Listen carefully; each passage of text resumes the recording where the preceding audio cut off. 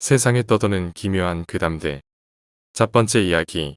왕따를 시켰던 친구들에게 복수를 했다.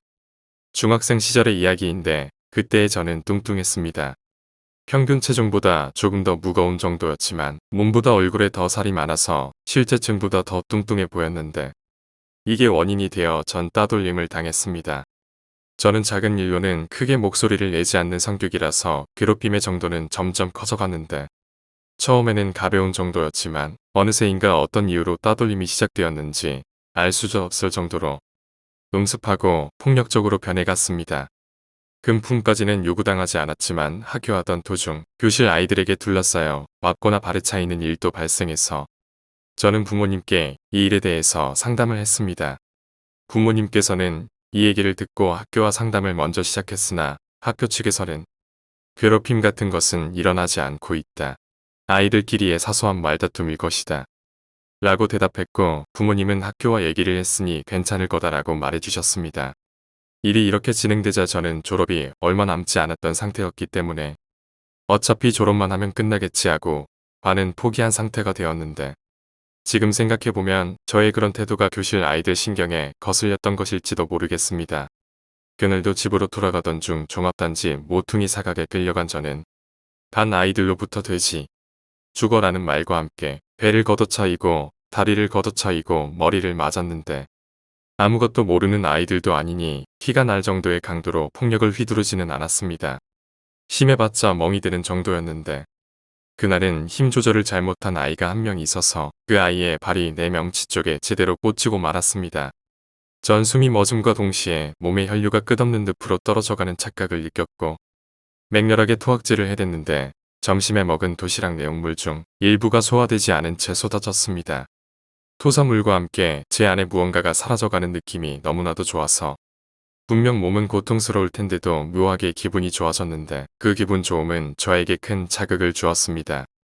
저는 내 토사물 토성이가 된 발밑돌을 주운 뒤 일단 내 명치를 걷어찬 아이의 다리를 내리쳤습니다.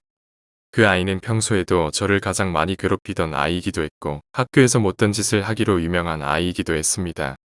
퍽 하는 둔탁한 소리와 함께 그 아이는 순간 비명을 지르며 몸을 웅크렸는데 아파 아파 하며 오는 소리를 내는 그 아이를 발로 걷어찬 뒤 멍하니 이쪽을 보는 다른 아이들한테 다가가 한 명씩 뺨을 때리고 주먹을 날리기 시작했는데 미쳤어 화났나봐 하고 누군가 속삭이는 소리를 들은 저는 그 목소리의 주인공을 찾아 때렸고 도망치려 하는 아이를 쫓아가 또 때렸습니다. 참을 수 없을 정도로 기분이 좋았습니다. 저의 반격에 도망다니는 아이들이 가소로웠고 이렇게 좋은 기분을 느낄 수 있는 것을 왜 지금까지 참고 있었는지 생각하니 또 우스워져서 저는 계속 웃어대며 그 아이들을 쫓아가 계속 때리기 시작했습니다. 그 아이들은 마치 슬로우 모션처럼 느릿한 동작으로 도망쳤기 때문에 저는 여유롭게 아이들을 잡을 수 있었습니다. 좀 더 빨리 도망쳐봐. 나보다 날씬하니까 몸도 가벼울 거 아냐. 라는 목소리가 들렸는데 그 목소리가 제가 한 말이라는 것을 깨닫게 된 그 순간 재차 우스워졌습니다. 한참 뒤 주변엔 아이들의 비명소리를 들은 단지 사람들이 내려와 있었는데 다들 믿을 수 없다는 얼굴로 우리들을 보고 있었습니다. 그 뒤에 다들 일단 집으로 돌아가고 학교에 등교하자 저에게 맞은 아이들의 부모들이 찾아와서 난리가 난 상태였습니다. 저 역시 부모님과 함께 온 상태였는데 먼저 들어오는 저를 보자마자 맞은 아이들의 부모님은 욕을 하면서 더 화를 내기 시작했습니다. 담임 선생님과 교장 선생님은 난감해하며 관망하고 있었는데 그 이유는 저에게 맞은 아이들의 부모님이 대부분 이 지역이 유력한 지역 유지이거나 부유한 편의 사람이었기 때문인데 저를 많이 괴롭혔던 아이들도 부모님을 믿고 학교에서 계속 나쁜 짓을 하거나 저를 괴롭혔던 것 같습니다. 그러나 이런 소란은 저희 부모님이 들어오시면서 금방 해결이 되었습니다. 학교에는 조용히 장사를 하는 자영업자라고 얘기했지만 사실 저희 아버지는 일본에서 전국적으로 유명한 야쿠자 조직의 차기 보스였기 때문입니다. 부하로 어린 시절부터 힘들게 성장하신 아버지는 남자라면 자신의 문제를 스스로 해결해야 한다면서 일정 수준 이상의 용돈은 주시지 않았고 평소 씀씀이 역시 매우 검소한 편이셨습니다. 학교 문제 역시 명문학교 등을 고집하지 않고 평범하게 방목형으로 키우신 편이었는데 이전까지는 거의 제 생활에 개입하지 않으셨는데 이번에는 어른들이 얽혀있는 만큼 직접 처리하기로 하신 것 같았습니다. 한눈에 봐도 위압감을 주는 분위기와 외형을 가진 아버지는 주변을 둘러보시더니 저에게 맞은 아이들의 부모들을 향해서 나 X 소속의 아무개요. 나를 직접 본 사람들은 여기 없어도 아무개는 들어봤을 거라 생각합니다. 이 지역에서 최근에 사업을 새로 시작하는 게 있어서 이 지역에서 당신들 정도면 모를 수가 없겠지. 라고 아버지가 얘기하셨습니다. 시끄럽게 떠들다가 아버지의 분위기에 좀 눌리는 듯 했던 그들은 그 얘기를 처음 들었을 때 반신말해하는 듯 하다가 그들 중 알아봤던 사람이 하나둘 나오더니 교장실 안엔 이내 정막이 흘렀습니다. 제 몸에 남은 수많은 멍 자국을 그들에게 보여주더니 우리 애가 이만큼 맞았으면 좀 얻어터져도 상관없는 건 같은데 이쯤에서 끝냅시다. 뭐 더 해보자는 것도 상관은 없어. 라고 말을 하셨습니다. 아버지의 귀에 눌린 것인지 그들은 순순히 고개를 끄덕였고 불만 있어 보이는 사람은 없어 보였는데 아버지는 이내 제 담임 선생님과 교정 선생님을 향해서도 애들 똑바로 가르치시오. 부모가 좀 부족한다고 무시하거나 그러지 말고 내 말 알아들었습니까? 그리고 내 말을 못 믿겠다면 X로 나를 찾아오시오. 이렇게 말씀하셨습니다. 이 말에 담임 선생님과 교장 선생님은 얼굴이 창백해져서 조용한 목소리로 알겠다고 대답했고 일은 그렇게 그대로 끝났습니다. 학교 측에서는 애초에 제가 휘두른 폭력에 강한 대처를 할 생각이었는데 그러지 못했고 결과적으로 제가 휘두른 폭력에 대해서는 일절 따지지 못한 채 제 명치를 걷어찬 아이와 우두머리로 보이는 아이 2명에게 다른 곳으로의 전학 처분이 내려졌습니다. 결과적으로 괴롭힘이라는 사실도 제 폭력도 없던 일이 되어 그대로 졸업을 맞이할 수 있었습니다. 18년 정도 지난 중학생 시절의 이야기입니다. 현재 저는 변호사로 일하면서 아버지 회사의 일을 돕고 있습니다. 아주 어렸던 시절에는 아버지가 하시는 일이 어떤 일인지 잘 체감하지 못했지만 저 일이 있을 때 체감할 수 있었습니다. 한 번은 아버지의 학창시절 등에 관해서 물어본 적이 있었는데 아버지는 고아였기 때문에 고아원 등에서 자랐고 학교 생활도 성실하게 보내지 못했다고 했습니다. 자신의 잘못도 있었지만 고아라는 이유로 자신을 무시했던 선생님들이 기억에 남았다고 하셨습니다. 야쿠자가 된 것은 20살 이후 술집에서 아르바이트를 하다가 술집을 관리하던 야쿠자의 눈에 띄어 들어가게 되었고 악착같이 생활하다가 이전 보스인 저희 할아버지의 눈에 띄어서 저희 엄마와 결혼하면서 차기 보스로 인정받게 되었다고 하셨습니다. 제가 중학생 시절 그곳에서 했다는 사업은 비교적 음지의 사업들을 합법화했었던 사업이었던 것 같습니다. 현재는 야쿠자 조직에서의 불법적인 일에서는 손을 떼시고 합법적인 회사를 운영하고 계시는데 조직에서의 일은 맡아서 처리하는 다른 분이 계십니다. 두 번째 이야기, 저주의 인형. 제가 초등학생이었을 적 이야기입니다. 제가 어렸을 때 저희 집 근처에 절하가 있어 자주 놀러 다니곤 했었습니다. 그 절에는 대략 70대 정도 된 주지스님이 계셨는데 경례나 절부지 아무데나 들어가서 놀아도 화 한 번 내지 않고 잘 놀게 해주셨었습니다. 가끔 과자 같은 것들도 주시곤 하셔서 난 학교가 끝나면 가까이 사는 친구 타카시와 함께 절에서 놀았습니다. 그 절은 주변에 단가도 많았던지라 마을 집회나 신년에도 주최되곤 했었는데 온화한 성품을 지닌 주지스님은 마을 사람들과의 신뢰도 매우 두터웠습니다. 불교절에 시주하는 사람의 집이라고 합니다. 어느 날 여느 때와 같이 타카시와 절에서 놀던 중이었는데 갑자기 주지스님이 저희들을 부르더니 재미있는 것을 보여주마라며 어떤 인형을 꺼내왔습니다. 약 15cm 정도 길이의 작은 인형으로 진한 붉은색 전통복 차림이었으며 하얀 얼굴과 긴 머리, 가는 눈과 동그랗고 귀여운 눈동자가 인상적이었습니다. 이치마츠 인형과 비슷하지만 전체적으로 마른 체형이었고 게다가 꽤 오래된 물건인지 분명 새빨간색이었음에 분명한 전통복은 거무튀튀해졌고 군데군데 해져있던 상태였습니다. 머리도 부스스했고 색이 빠진 머리칼은 꼭 백발처럼 보였는데 그래서인지 얼굴 표정에는 생기가 없었고 소녀 인형이라기보다 할머니 인형이라고 말하는 편이 옳을 듯한 외관이었습니다. 주지스님은 그 인형을 저희들 앞에 내놓고서 인형의 머리를 잡은 뒤 손가락으로 인형 머리를 살짝 세게 눌렀는데 그러자 인형에서 소리가 났습니다. 오, 소리 나잖아. 저와 타카시는 꽤 놀랐습니다. 주지스님은 저와 타카시가 놀란 모습을 보고 실실 웃으며 말없이 인형의 목에 엄지손가락을 대고 구웅 누르자 또 인형에서 소리가 났는데 아까랑은 다른 소리였습니다. 우와, 또 들려. 스님, 어떻게 한 거예요? 제가 주지스님에게 묻자. 글쎄다. 나도 어떤 원리인지는 잘 모른다만. 그래도 신기하지. 너희들도 해볼 테냐? 그렇게 대답한 주지스님은 우리에게 인형을 안겨주었습니다. 저는 주지스님이 한 것처럼 인형의 머리를 잡은 채 살짝 꼭 쥐어보았습니다. 하지만 인형에서 소리는 들리지 않았습니다. 이에 타카시도 똑같이 해보았지만 인형은 아무 반응도 보이지 않았습니다. 엥? 소리 안 나는데. 스님, 어떻게 하면 돼요? 타카시가 주지스님에게 대묻자. 히히히. 이게 방법이 다 있다니까. 적어도 그것보다는 더 세게 눌러야지. 주지스님은 웃으며 대답했는데 주지스님이 인형을 거꾸로 들은 뒤 인형의 무릎을 고정시킨 뒤 무릎부터 그 아래쪽을 반대 방향으로 돌렸습니다. 인형 다리 관절이 삐걱댔지만 주지스님은 신경 쓰지 않는 것 같았습니다. 인형이 또 소리를 냈는데 그것을 본 주지스님은 만족한 듯 웃었습니다. 인형을 너무 조심스레 다룰 필요 없어. 오히려 부수겠다는 마음으로 해야 좋은 소리를 낸단다. 주지스님이 말했습니다. 이후 저와 타카시는 인형이 소리를 내도록 하는데 성공했습니다. 확실히 망설임 없이 세게 누르거나 이리저리 돌려보니 소리가 들렸습니다. 특정한 부분을 눌러야 소리를 내는 게 아니라 인형 몸체의 다양한 부분을 누르거나 돌려도 소리는 났습니다. 소리도 일정한 게 아닌 다양한 바리에이션이 있어서 대체 어떤 구조로 만들어진 것인가 싶을 정도로 신기했습니다. 하지만 그 인형은 어느 버전으로 소리를 내든 꼭 괴로운 듯 보였습니다. 게다가 너무 낡은 인형이라 그런지 얼굴에 얼룩이 있거나 군데군데 색이 바래서 꼭 안색이 어두워 보였고 그래서 소리를 낼 때는 꼭 괴로운 표정을 짓는 것처럼 보이기도 했습니다. 처음에 재밌어 하던 저도 결국 점점 기분이 나빠지기 시작해서 야, 이제 재미없다 타카시 그만하고 집에 가자.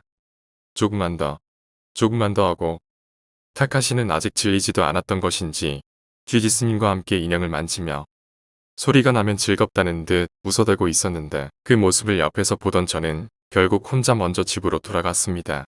그 이후에도 나와 타카시는 자주 절에 놀러 갔는데 그날 이래로 저희는 그 인형이 너무 신경 쓰여 견딜 수 없었습니다. 주지스님은 평소에 그 인형을 낡은 나무 상자에 넣어 보관했습니다. 아무래도 마을 어른들에게 인형을 가지고 노는 모습을 보이는 건 좀 곤란했던 모양이었는데 가끔 저와 타카시만 있을 적이면 나무 상자에서 인형을 꺼내 꼭 보란 듯이 소리를 냈습니다. 사실 매일 밤 이러고 노는 게 내 일과 중 하나란다. 하하하. 주지스님이 우리에게 이 말을 했을 때 전 매일 밤 방에서 홀로 인형을 학대하는 노인을 상상하고는 조금 소름이 돋았습니다. 게다가 조금 신기하게 생각했던 부분이 있었는데 저렇게 인형에 집착하는 주지스님이 인형을 너무 난폭하게 다루는 점이었습니다. 소리를 내게 하기 위해 거칠게 다루는 것은 물론이고 평소 다른 관리조차 전혀 하지 않는 것처럼 보였는데 인형은 늘 너덜너덜한 상태였습니다. 어떤 때는 한여름 무더운 대낮에 인형을 직사광선 아래에 그냥 방치해 두기도 했는데 이렇게 하면 밤에 엄청 좋은 소리를 낸단 말이야. 주지스님은 희죽대며 말했습니다. 그런 식으로 인형을 막 다루는 주지스님을 알게 되고 저에게 있어 주지스님은 온화하고 지적인 현자라기보다 점점 기분 나쁜 노인이라는 인상이 강해져 갔습니다. 전 그렇게 점점 저를 멀리하게 되었고 거의 그 근처조차 가까이 가지 않게 되었습니다. 하지만 타카시는 그 이후에도 종종 홀로 절에 놀러간 모양이었습니다. 그 후 1년 정도 시간이 지난 어느 날 주지스님이 돌아가셨는데 병사라는 것 외에는 자세한 이유는 모릅니다. 주지스님이 돌아가신 이후 저는 주지스님의 조카분이 이어받아 관리하게 되었는데 조카분이 저를 이어받게 되면서 절은 대청소를 한번 하기로 했습니다. 평소 절과 가까이 지내던 근처 사람들도 청소를 돕게 되어 저와 타카시도 함께하게 참여해야 했습니다.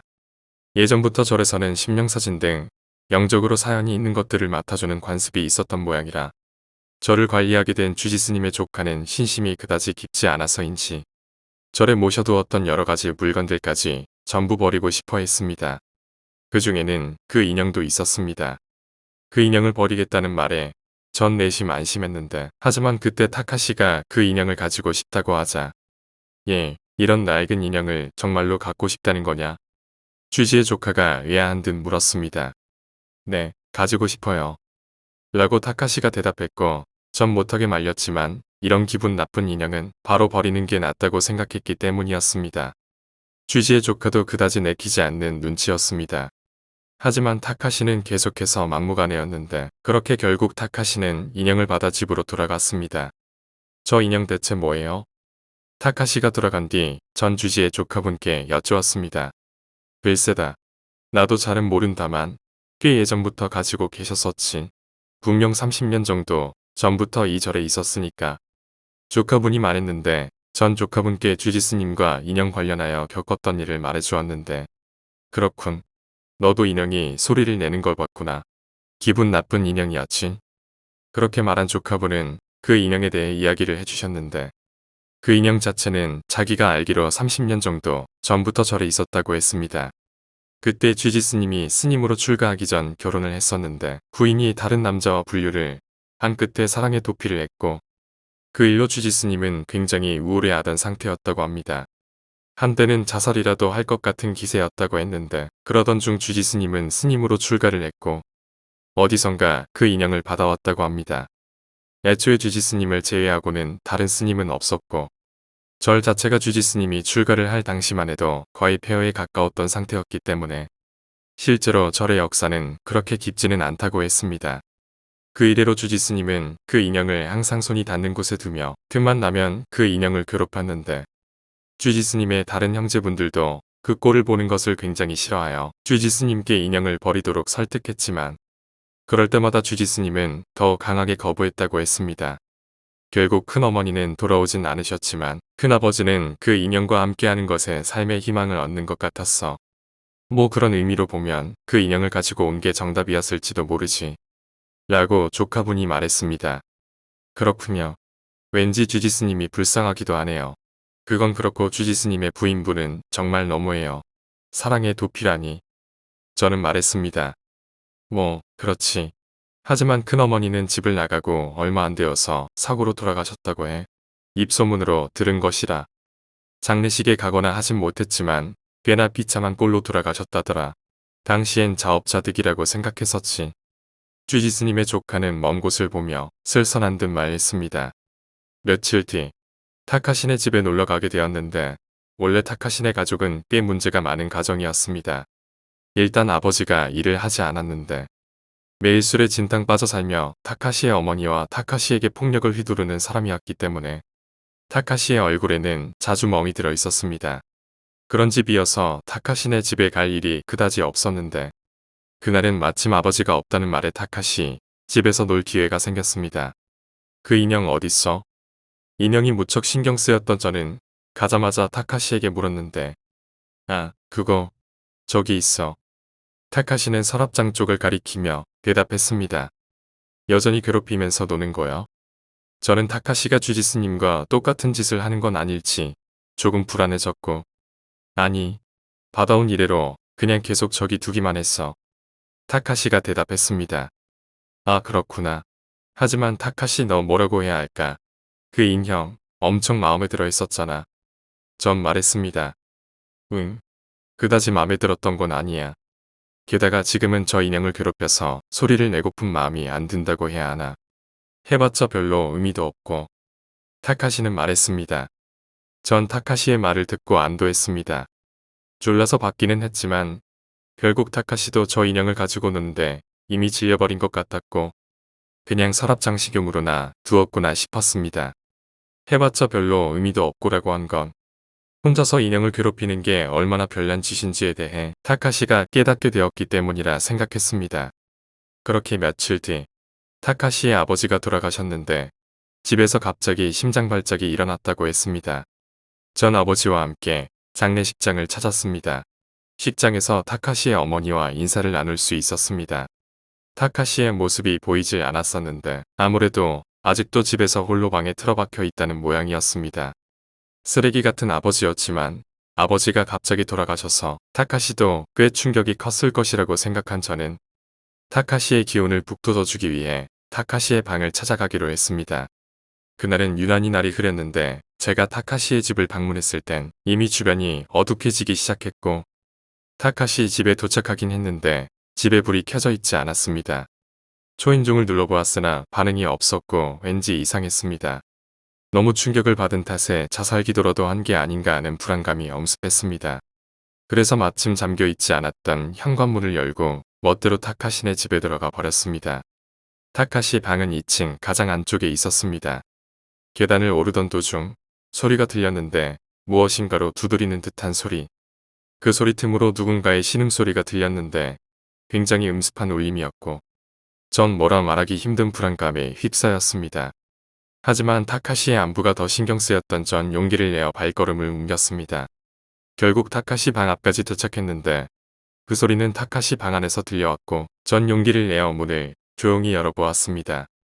문을 열어보니 타카시의 뒷모습이 보였는데 어떤 작업이라도 하는 것처럼 보였습니다. 일단 타카시가 무사한 것을 확인한 전 안심했습니다.